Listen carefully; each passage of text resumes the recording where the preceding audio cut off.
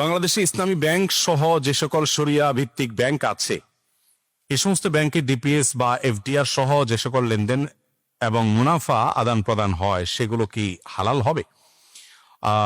খুবই গুরুত্বপূর্ণ। দেখুন, এই যে আপনার ইসলামী ব্যাংক, যতগুলো ইসলামী ব্যাংক আছে অথবা কনভেনশনাল ব্যাংকে যে ইসলামিক উইং আছে, ইসলামিক শাখা আছে, এই ব্যাংকগুলো যে মুনাফা দেয় কিংবা এফডিআর করে যে মুনাফা আপনি পান, এই মুনাফা গ্রহণ করাটা সন্দেহপূর্ণ। এটাকে পরিষ্কারভাবে সন্দেহাতীতভাবে হালাল বলাও কঠিন।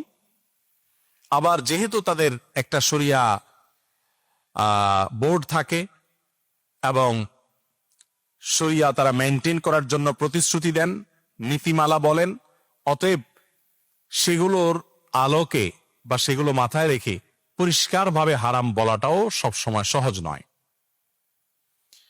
ব্যাপারটা এরকম যে একটা ব্যাংকের ইসলামী ব্যাংকিংটা এটা সাব্যস্ত হওয়ার জন্য প্রথমত পলিসির জায়গা থেকে যেমন শরিয়া ভিত্তিক বা শরিয়া অনুমোদন করে সেরকম পলিসি দরকার হয়, আবার সেটা বাস্তবায়নের জন্য আন্তরিকতা দরকার হয়। বিয়ে এবং জেনা, ডক্টর ইউসুফ আল কারজাবী রাহিমাহুল্লাহ উপমা দিয়েছেন ইসলামী ব্যাংকিং এবং কনভেনশনাল ব্যাংকিং এর মধ্যে পার্থক্য বোঝাতে গিয়ে। জেনা এবং বিয়ে দেখতে একই রকম। জেনাতে পেমেন্ট করে টাকা দিয়ে জেনা করে, আবার বিয়ের সময় স্ত্রীকে মোহর দিয়ে বিবাহ হয়। বাহ্যিক দৃষ্টিকোণ থেকে দুইটা একরকম দেখা গেলেও মূলত দুইটা এক না, পার্থক্য আছে। একটা হালাল আরেকটা হারাম। আঙ্গুর দিয়ে আপনি জুস করেন সেটা হালাল হয়, আবার মদ করেন সেটা হারাম হয়।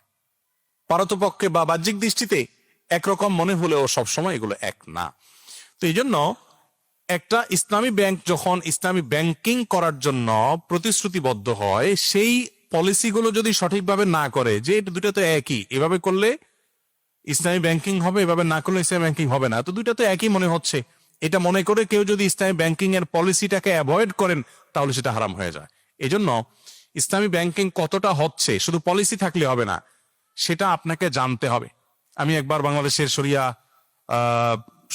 অল ইসলামী ব্যাংকস এর যে শরিয়া বোর্ড আছে, শরিয়া board for all Islami banks of Bangladesh, এটার একটা অনুষ্ঠানে আমাকে দাওয়াত দিয়েছে। আমি সেখানে বললাম যে দেখুন, আপনারা বাংলাদেশে ইসলামী ব্যাংকিং এর যে অথরিটি আছেন, আপনারা প্রত্যেকটা শাখায় আর না হলে অন্তত অনলাইনে হলেও কিছু লোক নিয়োগ দেন, যারা একজন ক্লায়েন্ট বা একজন গ্রাহককে বলবেন, ভাই আপনি হোম লোন নেবেন ইসলামিক পদ্ধতিতে এইভাবে হবে, আপনি এফডিআর করবেন, এটা করলে ইসলামিক হবে, এটা করলে ইসলামিক হবে না, এই পলিসিটা জানাবে।